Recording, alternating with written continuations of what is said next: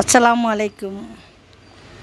ஒரு தந்தை புலம்பல் அன்பு மகனுக்கு நடைப்பழகி கொடுத்து, மிதிவண்டி ஓட்ட கற்றுக் கொடுத்து, மோட்டார் சைக்கிள் ஓட்ட கற்றுக் கொடுத்து,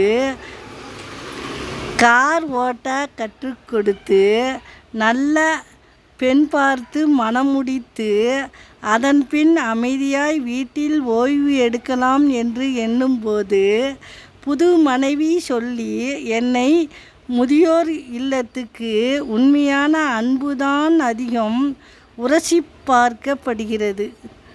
ஒருவரின் நிலைமையை பார்த்து சிரிக்காதீர்கள்.